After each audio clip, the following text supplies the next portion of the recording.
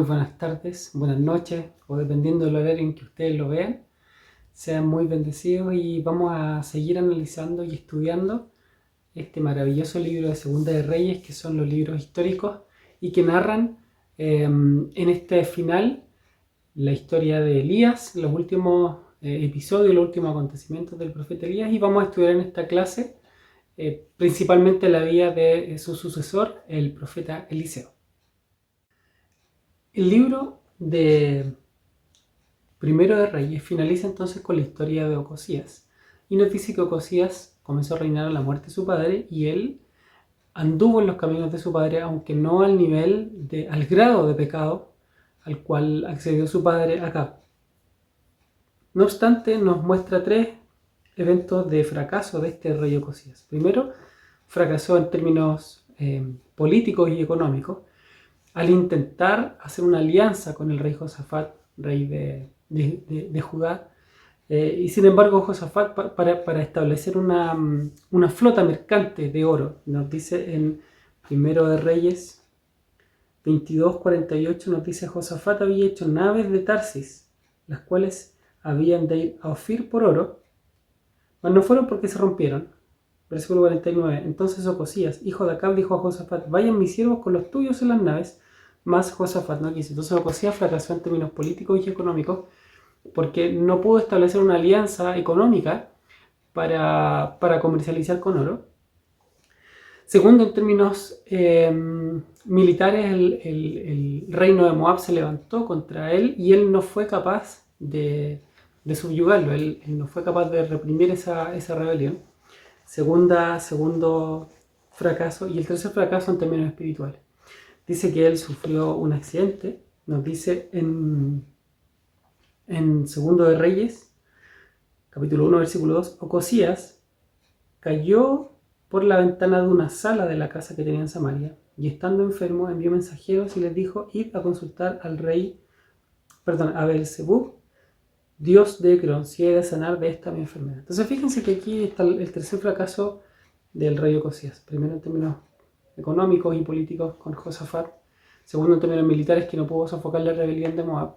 Y tercero en términos religiosos, que él, cuando tuvo esta enfermedad, en lugar de consultar a Jehová, él envió a mensajeros a hablar o consultarle al dios Beelzebub en Ecrón.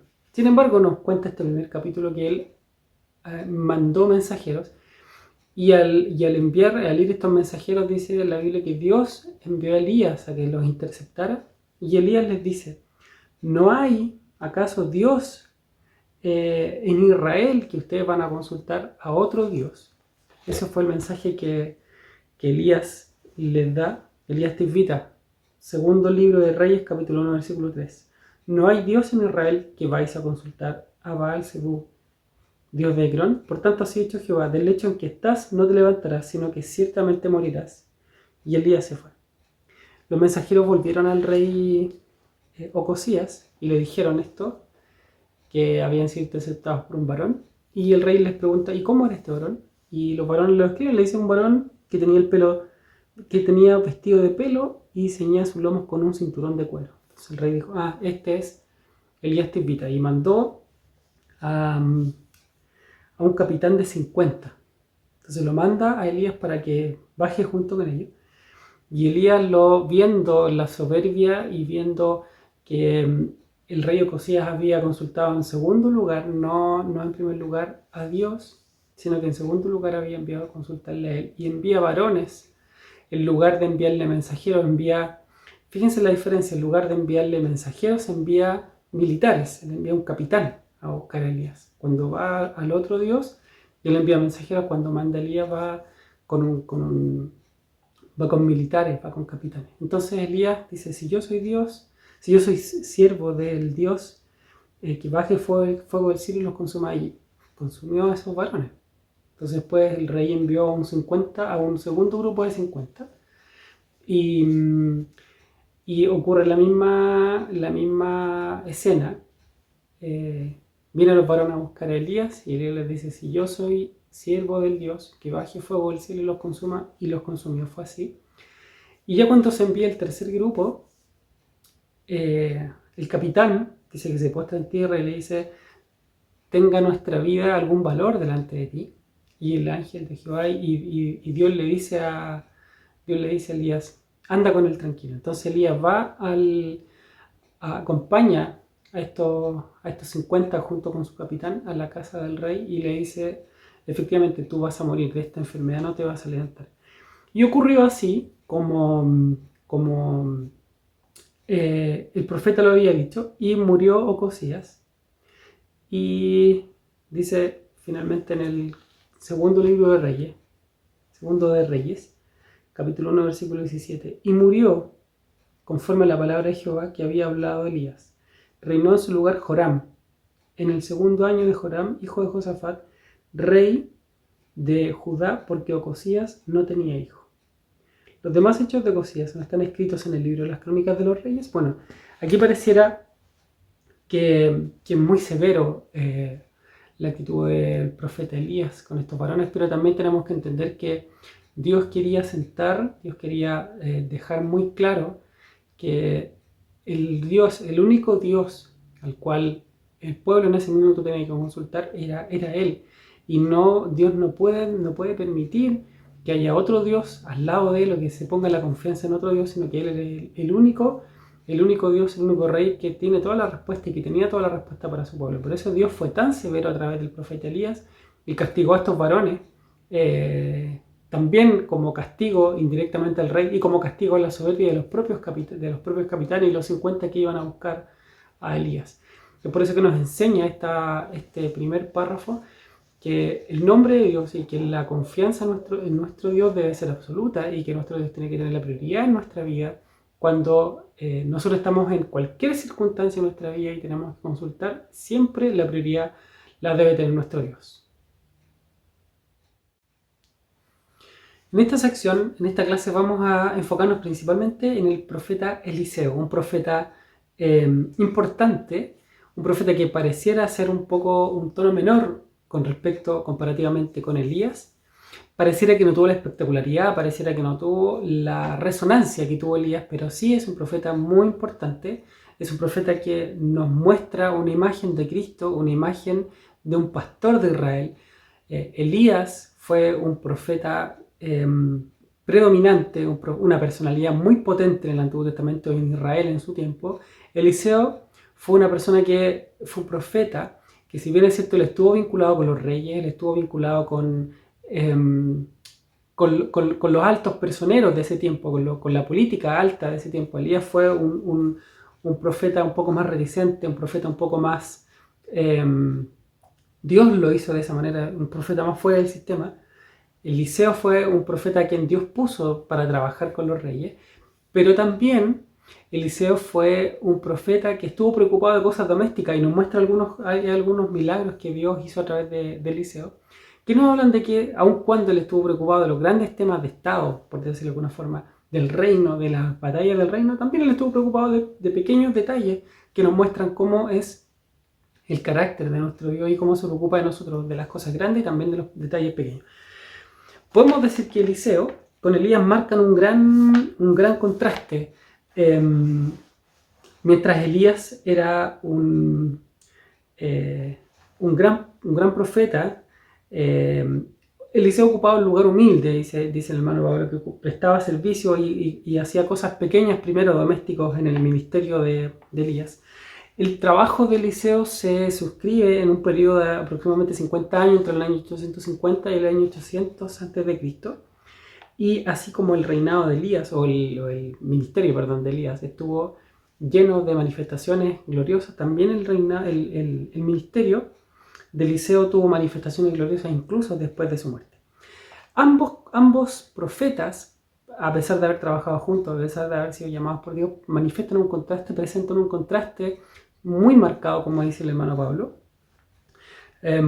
Aquí no quiero entrar en detalle para que ustedes también lean el libro, el trabajo del hermano Pablo Hoff, pero básicamente lo que nos muestra es que Elías era un hombre humilde, a quien Dios había separado y que vivía sin posesiones. Él tenía una vestimenta muy humilde. Eliseo, en cambio, tenía 12 yuntas de bueyes. Al parecer tenía mucho más recursos, mucho más dinero que Elías. Elías era un hombre que le gustaba vivir alejado de la ciudad, alejado de la gente. Eliseo participaba de la gente, vivía junto con la gente, vivía junto con los reyes. Elías, algunas veces cuando Dios lo llamaba, cuando Dios le daba el mensaje, él se relacionaba con los reyes y le hablaba a las autoridades. Eliseo estaba más habituado a vivir y a relacionarse con los reyes. Los milagros de Elías en general fueron rimbombantes, fueron milagros muy poderosos, pero Eliseo también nos muestra milagros que están asociados a cosas muy pequeñitas, detalles domésticos y que pareciera que eventualmente no tuvieran la rimbombancia o la caja de resonancia que tenían los milagros de Elías. Aún así, en esos pequeños detalles Dios nos muestra que Dios se preocupa de las cosas grandes y de las cosas pequeñas de la vida de sus hijos.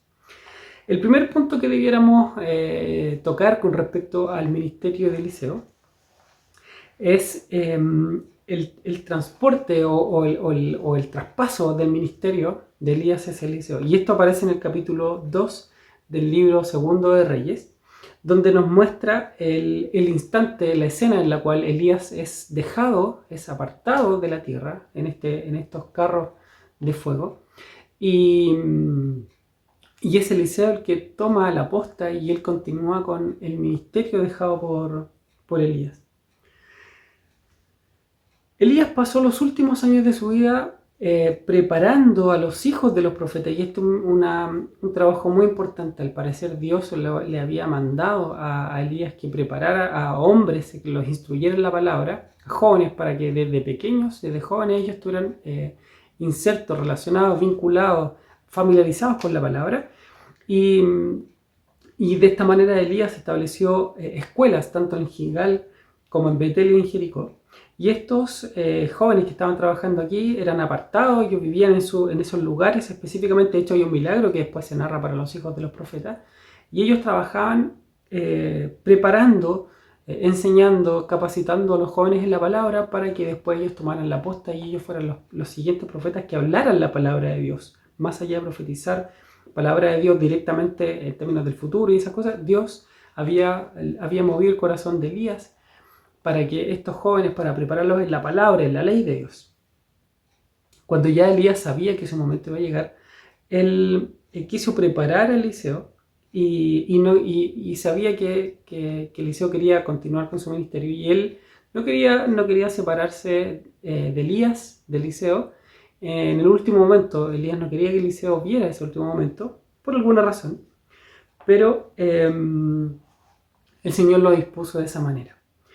Elías separó milagrosamente las aguas del Jordán para demostrarle a Eliseo que el mismo poder que Dios había manifestado con Moisés al abrir el Mar Rojo, con Josué al abrir el mismo o al detener las aguas del río Jordán, era el Dios que le iba a acompañar a él. Era el Dios que seguía obrando en Israel, que seguía haciendo milagros en Israel, que su poder no había cambiado.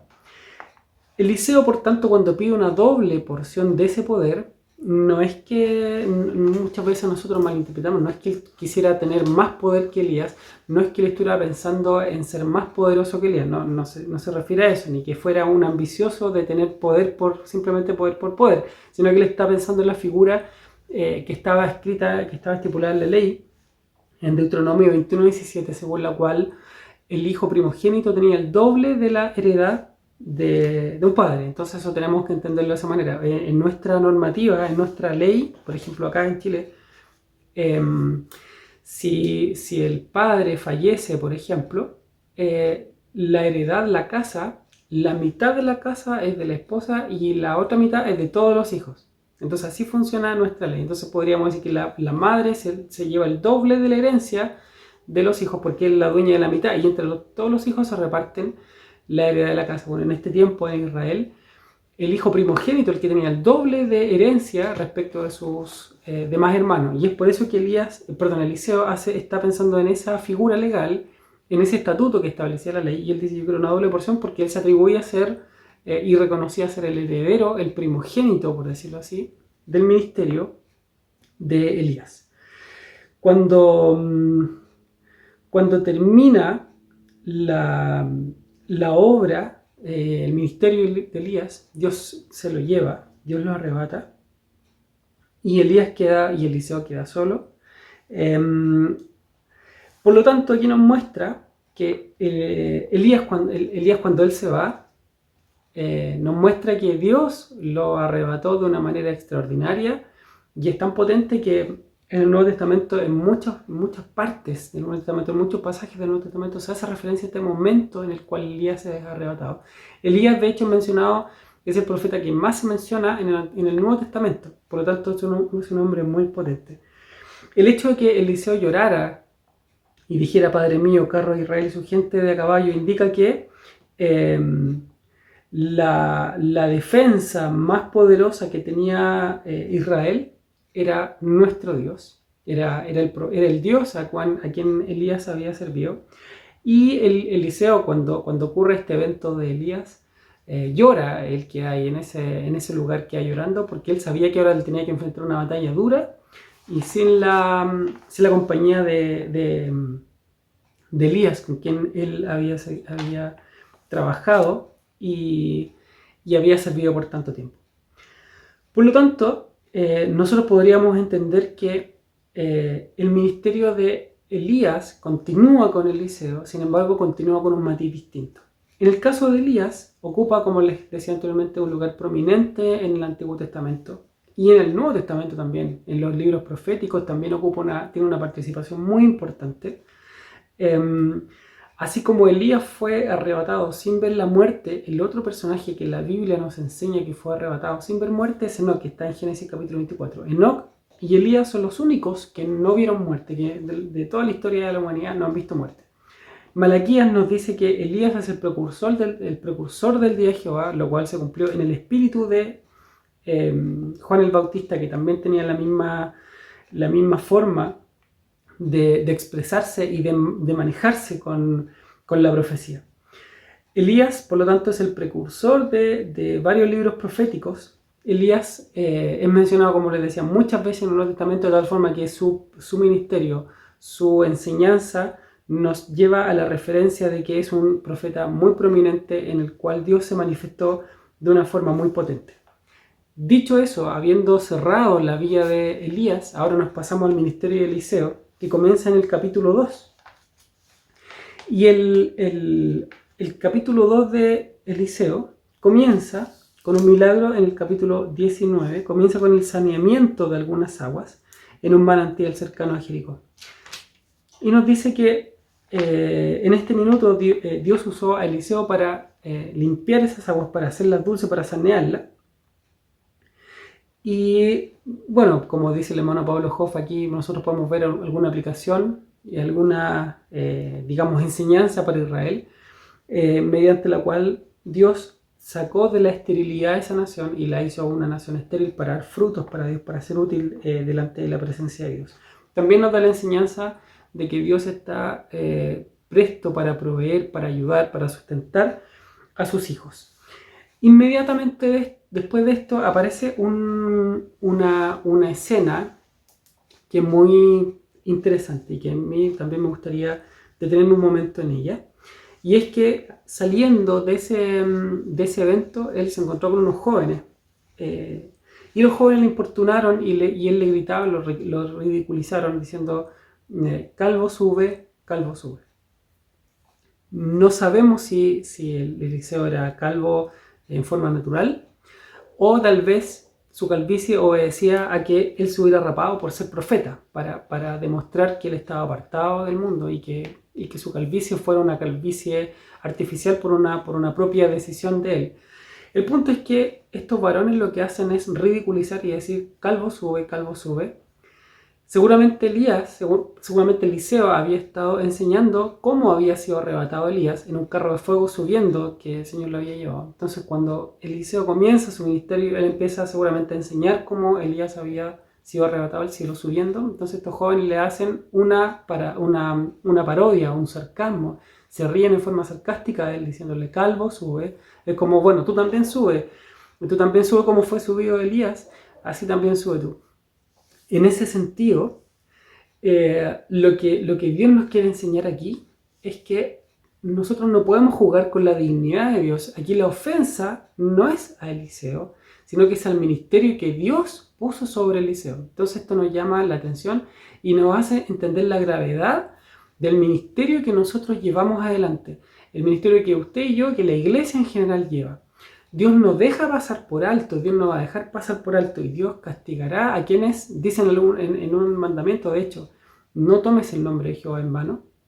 Entonces, por lo tanto, nosotros tenemos que entender y aplicar en nuestra vida que Dios va a castigar duramente a quienes se opongan, a quienes se mofen de su nombre, a quienes tomen su nombre en vano, tomen su ministerio en vano. Y es por eso que el castigo tan severo de maldición que Dios hace a través de Eliseo es una enseñanza, es un precedente para que nosotros tengamos en gravedad que Dios es un Dios con el que no se juega, un Dios santo, es un Dios a quien tenemos que respetar en su dignidad y a quien tenemos que servirle, dice en el Nuevo Testamento, con temor y temblor. Tenemos que ocuparnos de estas cosas con temor y temblor. Bueno, Dios lo que hizo fue, a través del profeta Eliseo, castigar a estos jóvenes de una manera triste, atroz.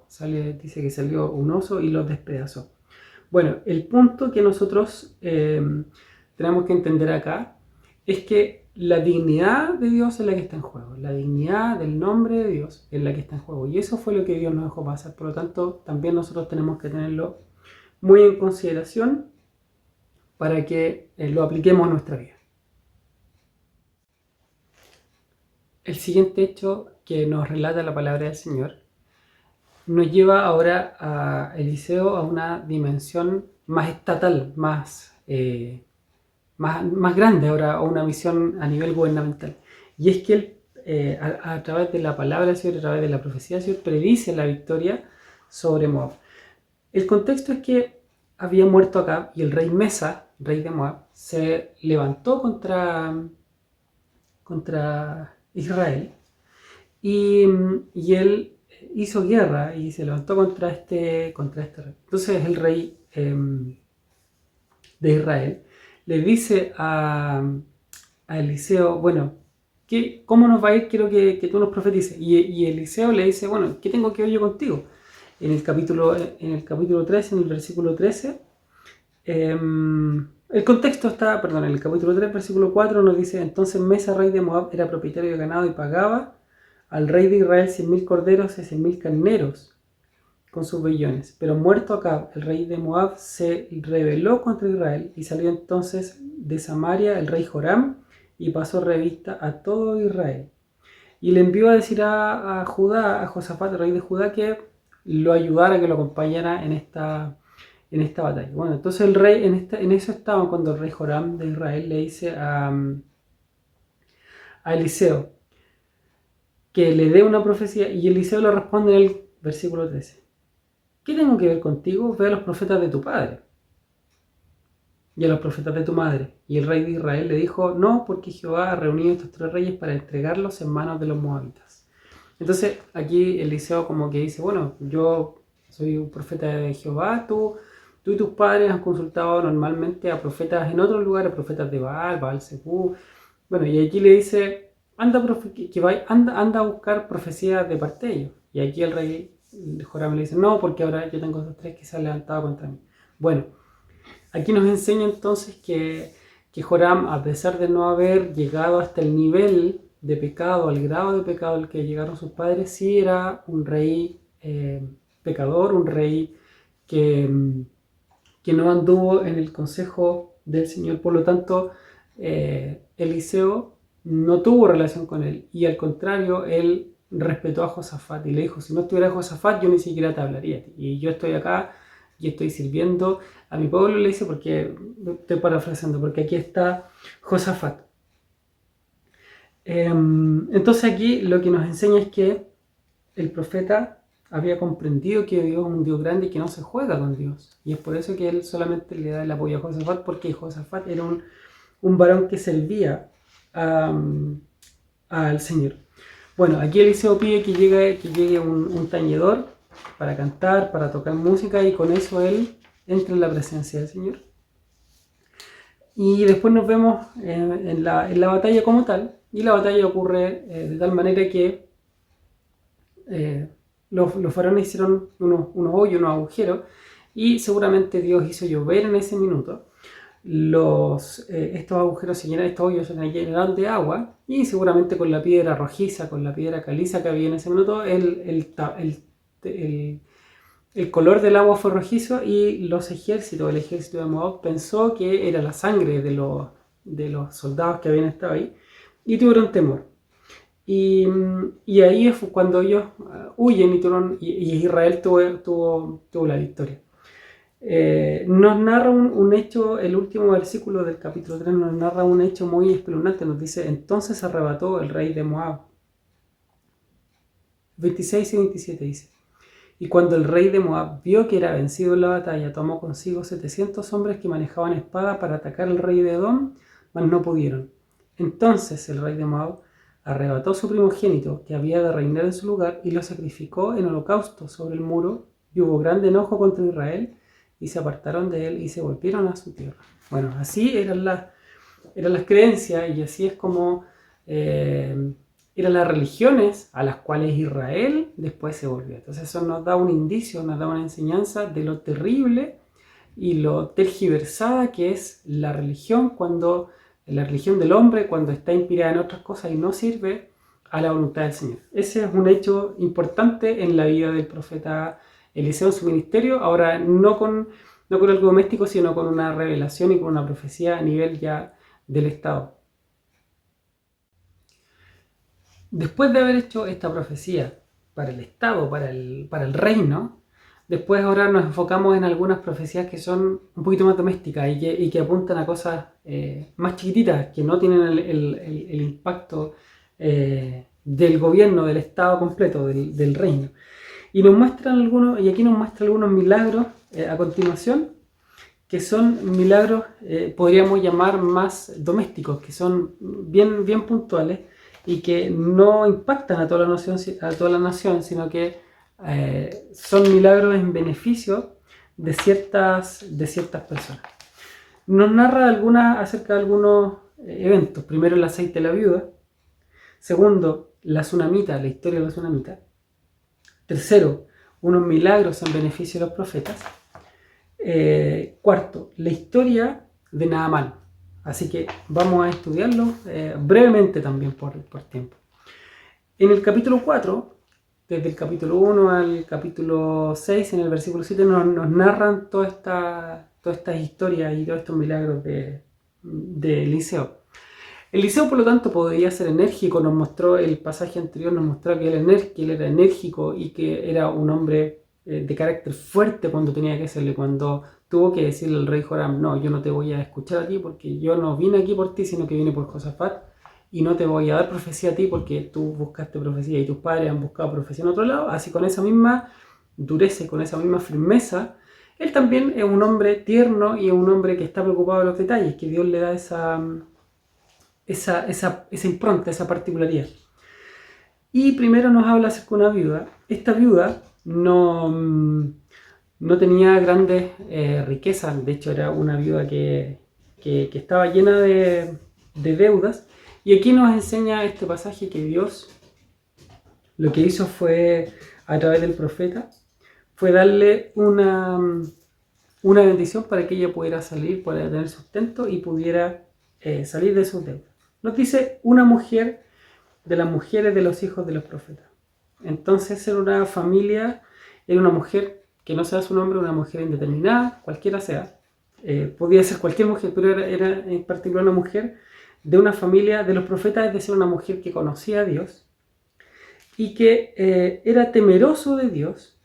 Fíjense, aquí nos dice primero dos cosas. Nos dice que era una mujer de los profetas, por lo tanto era una mujer que estaba familiarizada con el Señor, era temeroso de Dios, pero aún así ella estaba llena de problemas. ¿Qué nos enseña esto? Que nosotros, siendo temerosos de Dios, que aun cuando conocemos al Señor, no estamos exentos de problemas. De hecho, vamos a tener dificultad. Y ella estaba llena de deuda, y dice: y ha venido el acreedor para tomarse, dice, tu siervo mi marido muerto, y él era temeroso, y ha venido el acreedor para tomarse 2 hijos míos por siervos. Y aquí el profeta le dice: bueno, ¿qué es lo que tienes tú? Y ella le dijo: no tengo nada más que una vasija de, de aceite.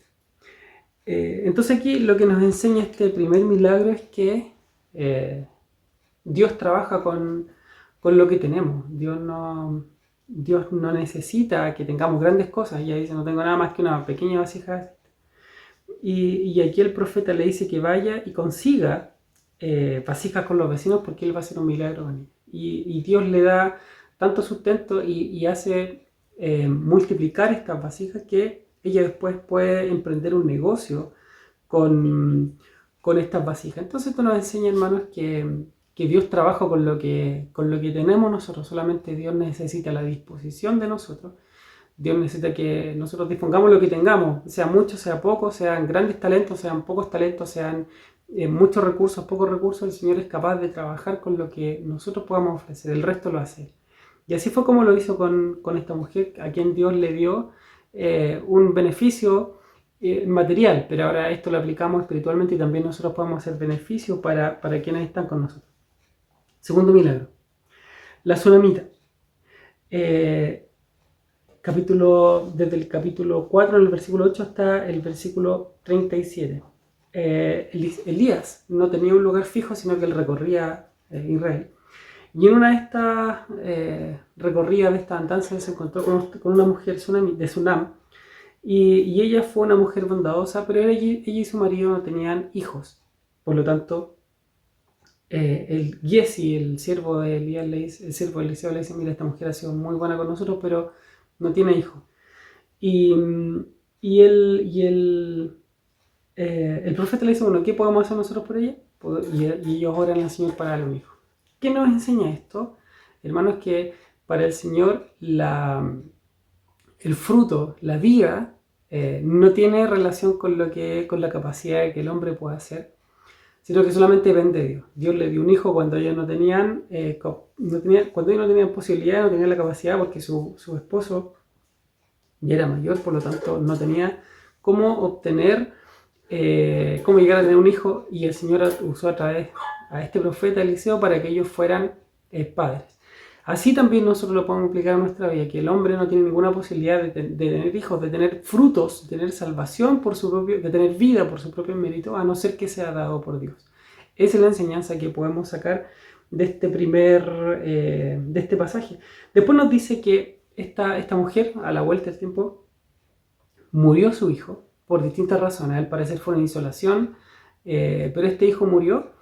Y el profeta nuevamente pasó por ahí. Cuando él la vio, él dice que se tendió sobre el niño, seguramente para tomar el lugar, para asimilar la necesidad, porque él está intercediendo. Y esto nos enseña cómo nosotros tenemos que interceder cuando tenemos alguna petición, cuando tenemos alguna necesidad. Nosotros tenemos que interceder poniéndonos en el lugar de quien estamos pidiendo. Bueno, el Señor respondió, el Señor le dio la respuesta, le dio la vida a este niño, y de esta manera pudieron ver la gloria del Señor.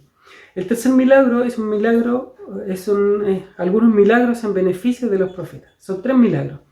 Primero, el Señor recuerden que este varón había formado algunas escuelas bíblicas, y en estas escuelas bíblicas, si nosotros nos vamos a la palabra en el capítulo 4, en el versículo 38 en adelante, dice que cuando volvió a Gilgal había hambre en la tierra, y los hijos de los profetas, estos que estaban en esta escuela, estaban con él, pero dijo a su criado, pon un hoyo grande y haz potaje para los hijos de los profetas. Y salió uno al campo a recoger hierbas, y halló una como parra, montes, y ella halló su falda de ella llenó su falda de calabazas silvestres, y volvió y cortó la olla del potaje, pues no sabía lo que era. Bueno, eran higos, o eran unas calabazas silvestres que estaban envenenadas. Bueno, y aquí el Señor lo que hace es transformar estas calabazas silvestres. Dice, después sirvió para que comieran los hombres, pero sucedió que comiendo del guisado gritaron diciendo, varón de Dios, hay muerte en esta olla, y no lo pudieron comer, estaban envenenados. Entonces él dijo, traed harina, y él esparció en la olla y dijo, da de comer a la gente, y no hubo más mal en la olla. ¿Qué nos enseña esto? Hermanos, que Es un milagro pequeño para una escuela seguramente pequeña, humilde, que nadie no tenía resonancia, pero que el Señor usó a Eliseo para mostrar su poder en esa circunstancia. Bueno, eso nos enseña también a nosotros que el Señor transformó nuestra vida, que siendo una vida de muerte, que siendo una vida que no tenía ningún fruto, ningún beneficio, el Señor transformó nuestra vida y Él nos cambió para que ahora nosotros tengamos vida y para que nuestra existencia tenga también un objetivo y podamos ser de bendición para quienes nos escuchan, para quienes están cerca de nosotros. Después también nos muestra una historia relacionada con los varones de los profetas, y le dice: vino entonces un hombre de Baal Salisa, el cual trajo al varón de Dios panes de primicias, 20 panes de cebada y trigo nuevo en su espiga. Y él dijo: da a la gente para que coma. Y él respondió su sirviente: ¿cómo pondré esto delante de 100 hombres? Aquí hay una multiplicación tal como ocurrió con Cristo, que él multiplicó los panes y los peces. Así también ocurrió en este momento, que él multiplicó a través de Eliseo los panes para que esa gente, para que todos los profetas que estaban en esa escuela pudieran comer. Y el tercer milagro está en el capítulo 6, cuando Eliseo hace flotar el hacha. Tenemos que recordar que el hierro en ese tiempo era un metal muy escaso y por lo tanto muy caro. Entonces seguramente los hijos de los profetas que eran humildes y que estaban usando o estaban seguramente construyendo sus colegios, por llamarlo de alguna forma, en los lugares donde ellos vivían, se habían conseguido un hacha, y el valor de un hacha era seguramente muy caro, porque como les decía, el hierro era un metal muy escaso en ese minuto, no habían fundiciones y no había gente que trabajara el hierro, por lo tanto era algo escaso. Seguramente alguno de esos estudiantes se lo había conseguido, pero se le había perdido.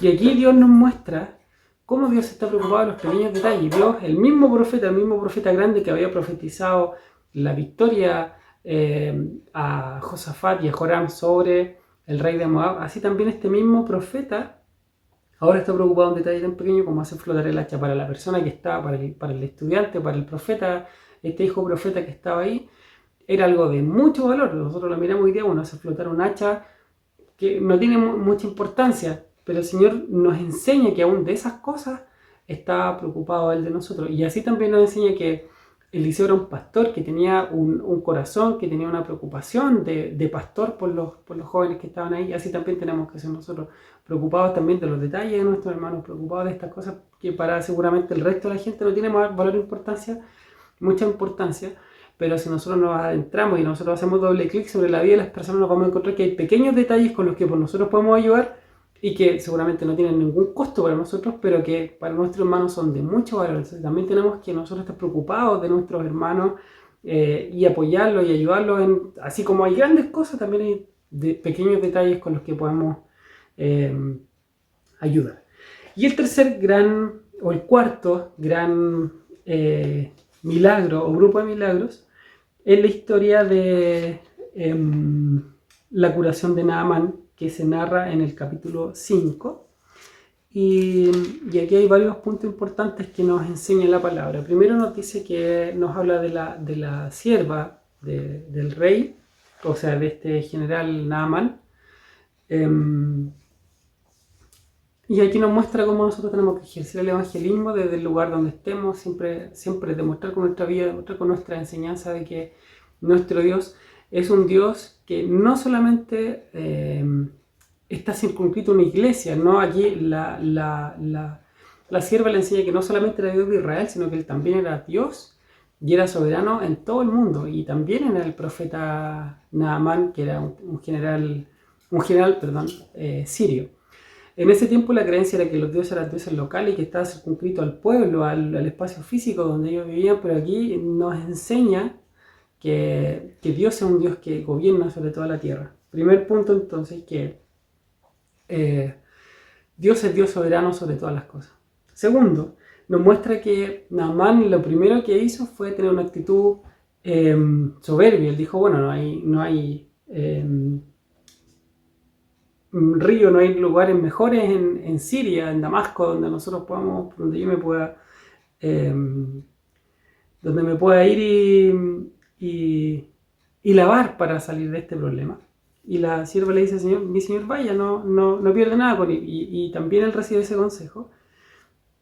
Y él va con todo su séquito también. Seguramente él se acerca a Eliseo esperando ser recibido y ser reconocido como un gran general, pero Eliseo no lo recibe para demostrarle que para Dios no hay títulos, para Dios no hay cargos, no hay títulos honoríficos, no hay grados. Nuestro Dios no se conmueve y no se siente sorprendido por los títulos y por lo que seamos nosotros en esta vida. Para nosotros el Señor, nosotros para el Señor, para Dios somos todos iguales de pequeños, da lo mismo. Entonces este hombre seguramente se sintió poco reconocido por Eliseo, porque Eliseo en la práctica no lo consideró, no lo recibió, y aún así nos enseña que este varón siguió las instrucciones de Eliseo, y cuando nos da a conocer que a través de la obediencia él recibió su recompensa. Él recibe la recompensa y él es limpiado de su enfermedad. Y aquí nosotros vemos en el versículo 17, que Dios convierte a Naamán. Entonces Naamán dijo, te ruego pues, de esta tierra no se dará a tu siervo la carga de un par de mulas, porque de aquí en adelante tu siervo no ofrecerá holocausto ni ofrecerá sacrificio a otros dioses sino a Jehová. Aquí Dios convirtió el corazón, convirtió a Naamán. Y aquí nos da otra enseñanza. Primero nosotros tenemos que ver por la conversión, para que las personas por las quienes estamos orando se conviertan al Señor. El principal problema del hombre no es la enfermedad ni el problema, sino que el principal problema del hombre es que está condenado al infierno. Entonces nosotros cuando ofrezcamos y cuando pidamos la petición y cuando oremos por alguna persona que no conoce al Señor, la principal petición es para que el Señor lo salve. Y aquí Dios salvó a Naamán. Dios lo sanó, pero más que eso, Dios lo salvó. Y él se compromete a ofrecer sacrificio a Dios. Y fíjense aquí cómo Dios, y aquí sí Dios entiende las cosas. Y dice en el 18, en esto perdone Jehová a tu siervo, que cuando mi señor el rey entrare en el templo de Rimón para adorar en él y se apoyare sobre mi brazo, si yo también me inclinare en el templo de Rimón, cuando haga tal, Jehová perdone en esto a tu siervo. Y él le dijo, ve en paz. Se fue pues y caminó como media legua de tierra. ¿Qué pasó allí? Naamán le dice, mira, yo trabajo con el rey, yo soy un general del ejército sirio, y muchas veces el rey va a entrar conmigo al templo de Rimón y nos vamos a tener que inclinar al rey, al dios Rimón, y el rey va a estar conmigo. Si yo no me inclino, aquí voy a tener problemas, seguramente voy a perder mi trabajo, voy a perder mi vida. Perdóneme Jehová por lo que yo tengo que hacer. Y Eliseo le dijo, está bien, el Señor conoce, el Señor sabe que tú estás en una situación compleja, en un lugar externo, el Señor te perdona ese pecado. Dios es algo extraño, no lo entendemos, pero Dios lo perdonó de esa manera. Dios le dio esa licencia para que él, en su corazón, cuando se inclinara a Rimón, en el fondo él adorara a Dios. Y el último punto que nos narra aquí,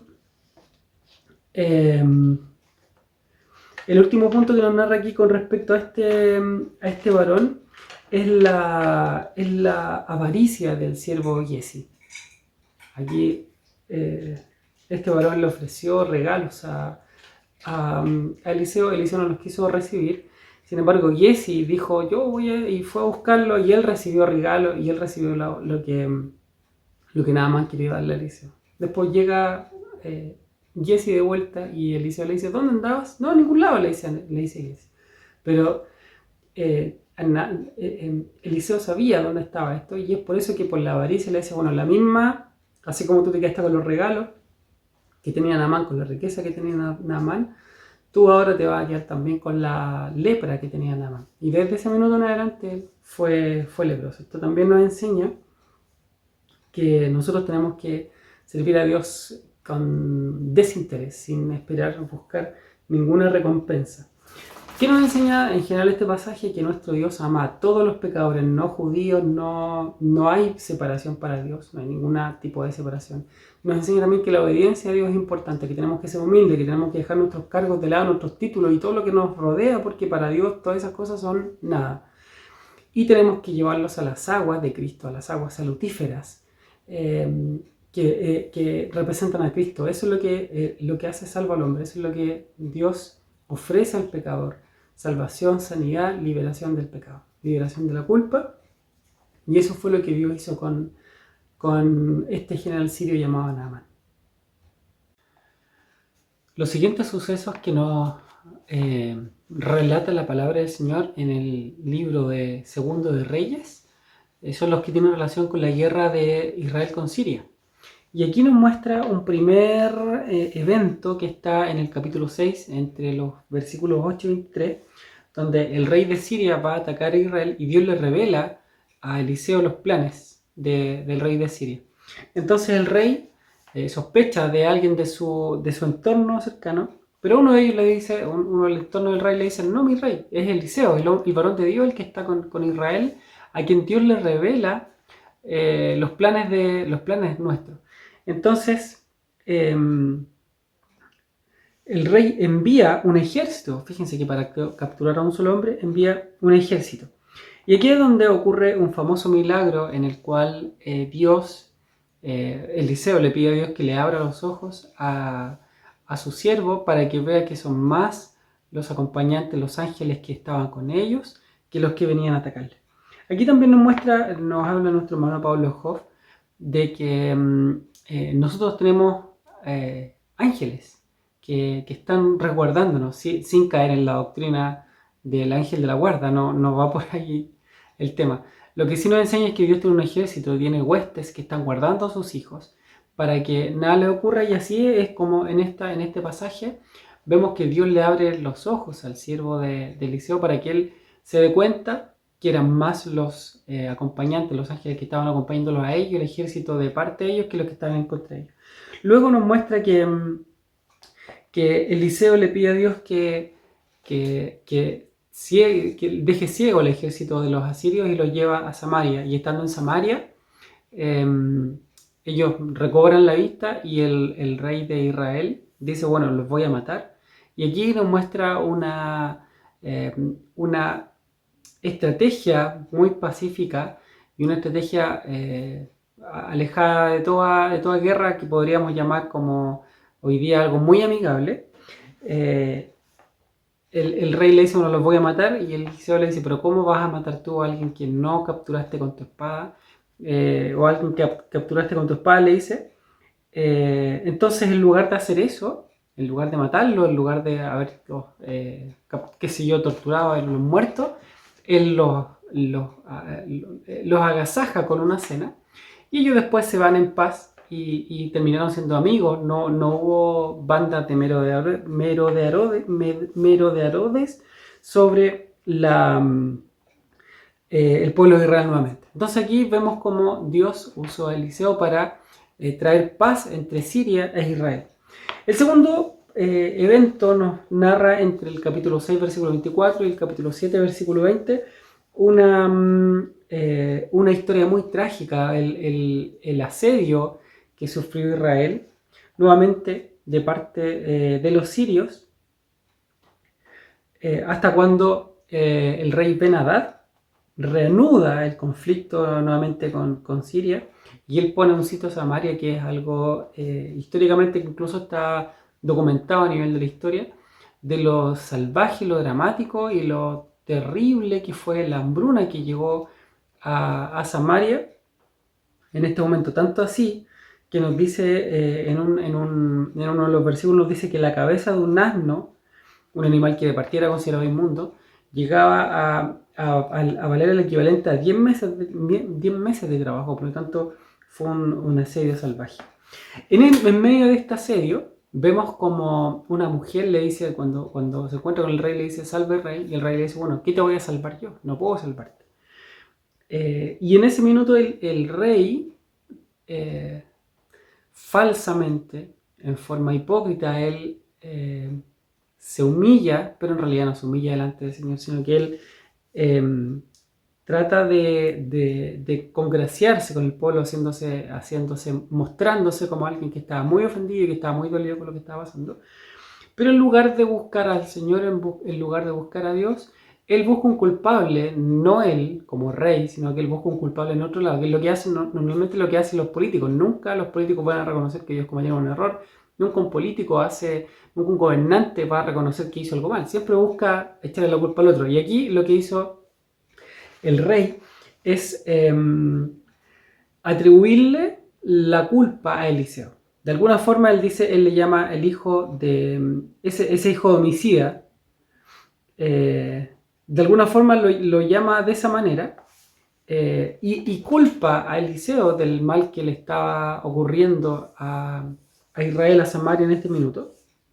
Luego nos muestra que él se vuelve y busca como culpable al Señor, y él le atribuye al Señor el castigo y una mala voluntad y una maltrato hacia el pueblo de Israel, por lo cual ellos estarían sufriendo este asedio. Entonces nos muestra que el rey de Israel siempre trató de buscar quitarse él, evadir su responsabilidad como encargado, como responsable, como el rey del pueblo, como el principal delante del Señor, y buscó desviar la culpa hacia Eliseo y luego desviar la culpa, lo que es peor, hacia el Señor. En medio de estas circunstancias angustiosas aparece una historia muy interesante, muy especial, que es la historia de los leprosos, de estos 4 leprosos que en medio de esta, digamos, de esta hambruna salvaje, ellos salen y se acercan al campamento de los sirios que estaban atacando, y Dios los había hecho escuchar a ellos un estruendo, por lo cual los sirios habían huido delante de la presencia, delante del pueblo, habían dejado el sitio ahí. Y estos 4 leprosos lo que hacen es ir a este lugar, ir al campamento de los sirios, entran por atrás, se empiezan a acercar, y ellos dijeron, bueno, de alguna forma ellos se rebelaron contra su situación en ese minuto, y hay un hermoso mensaje, porque ellos se rebelaron contra su situación y dijeron, bueno, da lo mismo, vamos a morir igual, así que o nos morimos de lepra aquí o nos van a matar los sirios. Entonces ellos van y encuentran que los sirios se habían escapado del campamento vacío, y ellos dijeron, no puede, y ellos empezaron a disfrutar, a comer, qué sé yo, a regocijarse ahí. Y ellos dijeron, no puede ser que nosotros nos quedemos con esta buena noticia y el pueblo esté sufriendo adentro un asedio y no poder salir. Entonces ellos van a dar la buena nueva hacia el pueblo. Y eso nos enseña también que nosotros tenemos que ser como estos leprosos, de ir a dar la buena nueva de las bendiciones que nosotros estamos gozando. También tenemos que dar la buena nueva a quienes nos rodean. Eso es lo que ocurrió en el trato y en la relación de Eliseo con los reyes, con las guerras con los sirios. Después nos muestra la devolución de los bienes de la tsunamita. Nuestro hermano Pablo Hoff no establece una certeza respecto de si es Eliseo quien le aconseja migrar hacia otro país. Sin embargo, aquí la clave es que el objetivo de la mujer, de la tsunamita, era escapar del hambre. Y después la restitución que ella recibió de sus bienes a consejo del profeta Eliseo. Entonces aquí nos muestra una dimensión de Eliseo preocupado de los grandes asuntos del rey, de los grandes asuntos del reino, de la guerra del reino, pero preocupado también de los pequeños detalles de la gente común y corriente. Eso nos muestra que Eliseo fue un pastor en todo el sentido de la palabra, tal vez sin como le decíamos hace un rato, tal vez sin la rimbombancia, sin la estridencia de Elías, pero también él fue un pastor de un corazón dulce, tierno, así como estaba preocupado de las grandes cosas, él estaba preocupado de los pequeños detalles. Después nos habla de Eliseo nuevamente y el rey Hazael de Siria. Eliseo fue a Damasco instruido por Dios ante la enfermedad, ante la agonía del rey de Siria, el rey Ben-Hadad. Entonces nos dice que Eliseo fue al rey Ben-Hadad y el rey le pregunta, bueno, yo voy a morir de esta enfermedad. Y Eliseo le dice, no, de aquí a mañana tú vas a estar bien. Sin embargo, nos muestra que cuando él habla con Asael, con Asael, que era el usurpador del trono, nos muestra que lo que ocurrió con él fue bien especial porque Asael, que era un acompañante, un participante de la corte del rey Ben-Hadad, cuando el rey al otro día, después de la profecía de Eliseo, cuando él se encuentra con el rey está mejor, sin embargo él toma un paño, dice, lo moja y lo pone sobre la cara del rey Ben-Hadad. Entonces efectivamente el rey no murió por la enfermedad, el rey sanó, se recuperó de esa enfermedad, pero fue muerto, fue asesinado por Asael. También nos muestra una situación bien particular porque Eliseo estaba mirando de frente a Asael y lo miró tan fijamente, quizás con el poder del Señor, quizás con la mirada penetrante, que llegó hasta la conciencia de Asael y Asael se sonrojó. Y Eliseo le dice, bueno, tú vas a cometer grandes atrocidades contra Israel. Y efectivamente fue así, él después atacó a Israel y fue un general, un rey de Siria que atacó en forma despiadada a Israel. Por lo tanto, Dios le reveló a Eliseo lo que iba a pasar y se lo dijo específicamente, directamente al mismo Asael, que fue el usurpador, el que asesinó al rey Ben-Hadad. Bueno, eso también nos muestra que Dios le revelaba el futuro, lo que iba a ocurrir al profeta Eliseo. Esto también nos muestra que nuestro Dios le reveló a Eliseo las cosas grandes, como le decía, y las pequeñas circunstancias que también tenía con ciertas personas en particular. Bueno, finalmente nos encontramos con la muerte de Eliseo. En el capítulo 13 nos saltamos, hacemos un paréntesis, que eso lo vamos a ver la próxima semana, ya la historia especial específica de los reyes y de las circunstancias de cada uno de ellos. Nos saltamos al capítulo 13, donde nos muestra ya la muerte y la partida de Eliseo después de un ministerio de más de 50 años, después de haber profetizado profusamente en el reino del norte, haberle hablado a los reyes. Nos muestra finalmente a este profeta con el rey ya en su lecho de muerte. En el capítulo 13 de Segundo de Reyes nos habla de este evento. Capítulo 13, desde el versículo 14 hasta el versículo 25, nos muestra lo siguiente. Vamos a leerlo y dice así: Estaba Eliseo enfermo de la enfermedad de que murió. Descendió a él el rey Joás, rey de Israel, llorando delante de él, y dijo: Padre mío, carro de Israel y su gente a caballo. Y le dijo Eliseo: Toma un arco y unas saetas. Fíjense lo que hace aquí. Tomó él entonces un arco y unas saetas. Luego dijo Eliseo al rey de Israel: Pon tu mano sobre el arco.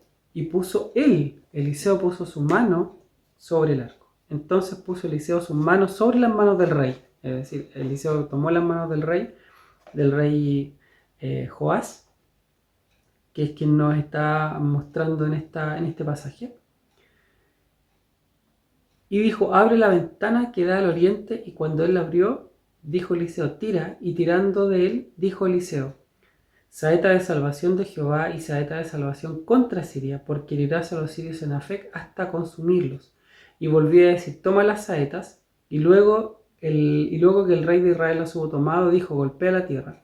Y él la golpeó 3 veces y se detuvo. Entonces el varón de Dios, enojado contra él, le dijo: Al dar 5 o 6 golpes, hubieras derrotado a Siria, hasta no queda ninguno, pero ahora solo 3 veces derrotarás a Siria. Y murió Eliseo, y entrando el año hirieron armas de moabitas a la tierra. Bueno, aquí vamos a parar. Cuando Eliseo estaba en su lecho de muerte, el rey Joás fue a él llorando, y Eliseo, en lugar condolerse y de conmoverse de alguna manera de la pena que sentía por él el rey Joás, le dice, mira, y le da una última profecía, tira una flecha y golpea el piso cuantas veces sea necesario para que tú derrotes al rey de Siria, para que tú derrotes a Siria. ¿Qué fue lo que pasó aquí? Que Eliseo lo que le está diciendo es no te preocupes, no llores porque no depende de mí el poder, sino que si tú confías en el Señor, el mismo poder que ha estado conmigo va a seguir con Israel, va a seguir contigo, le dice. En el fondo de la profecía es la metáfora que Eliseo quiere transmitirle al rey Joás.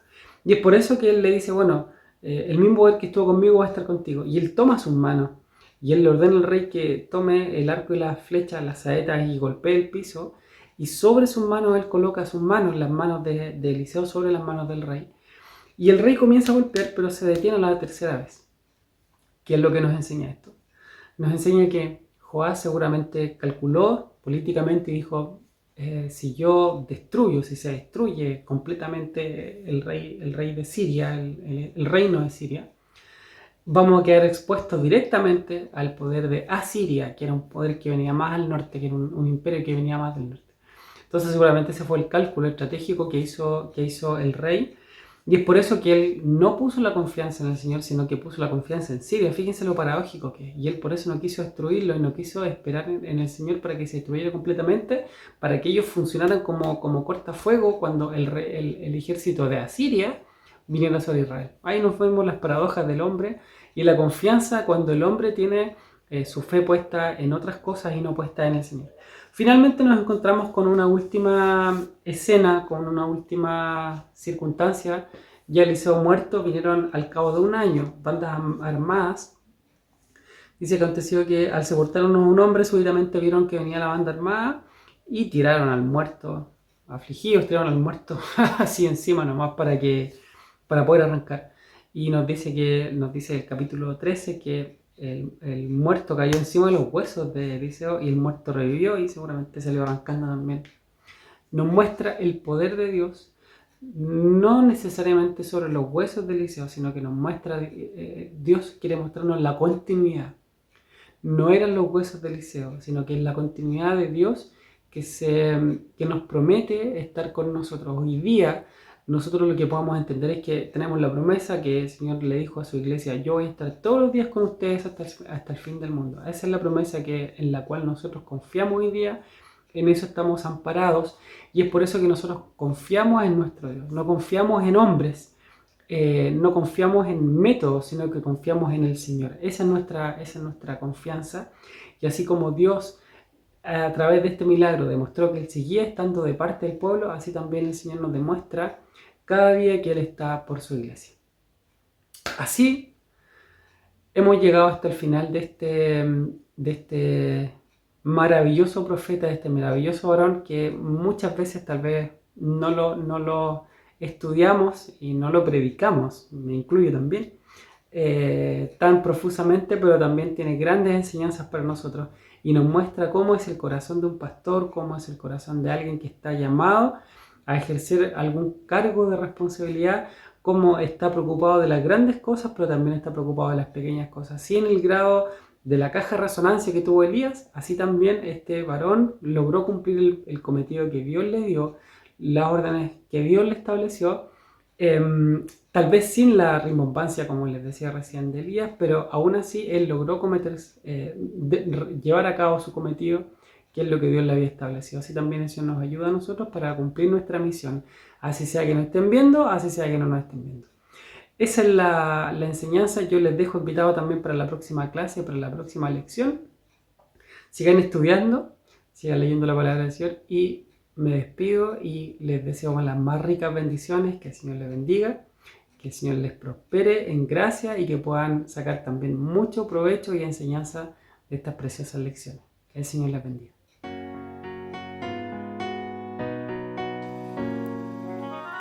Esta fue una producción de la Iglesia Evangélica de Dios Pentecostal de Conchalí. Le invitamos a seguirnos cada jueves en nuestro culto en línea a través de Facebook y cada domingo a través de nuestro canal YouTube Para más información, visite nuestro sitio evangelica.cl. Que nuestro amado Dios les bendiga.